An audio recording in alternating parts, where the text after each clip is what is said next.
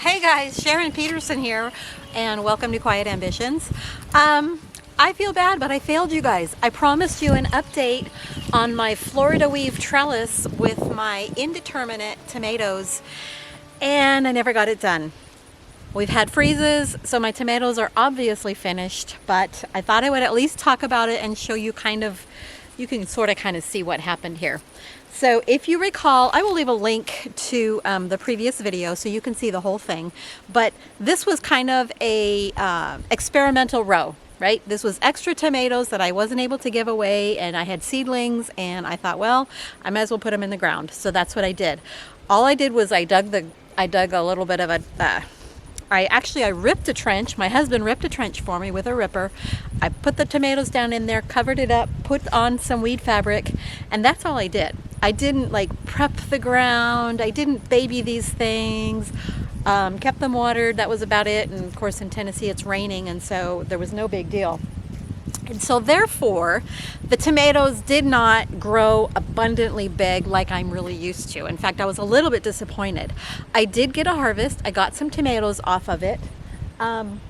But basically it was just kind of enough to eat. I really didn't have extras that I was able to can or do anything like that. And so this is my first year here. This is a new garden, a totally new climate, and I'm learning, and we'll do things different next year. But for right now, I wanted to show you the Florida weave. It actually worked really well. I liked it. I'm going to do it again. Of course, I have to keep in mind that the tomatoes did not get huge like they normally would. Usually with the Florida weave, they do it with a determinate tomato. So determinate means it grows to a determined size and then it stops, produces a harvest, and then it's done. Indeterminate will just continue growing and growing as long as the season and the weather allows. And that's what I grew. Sometimes they get humongous and they would be too big for a weave like this, but I really liked it and it really worked. I'm going to grab the camera and take you on a walk down the road just so I can show you what it looked like, sort of, because everything's already frozen off. So this is my row, and as you can see, all you do is you put in posts. I use T-posts every few feet, and then I used a weed fabric, and I cut holes for my tomatoes. And as they grow, you just basically weave them in and out amongst the strings that you've tied from post to post.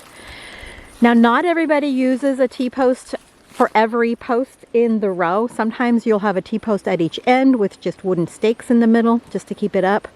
But since I had the indeterminate tomatoes, I didn't know how big they would get.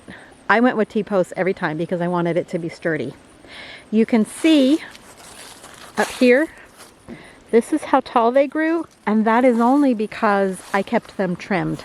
So as soon as the tomato got up above that top string, 3 or 4 inches to where it was starting to droop over, I just chopped it off. I kept things compact and it really worked well. Again, I apologize that I didn't do this while these plants were all growing, but better late than never, I guess. I will do it again next year and I will do a better update, but I did promise you an update, so I wanted to get it done. So yeah, so that is my Florida weave.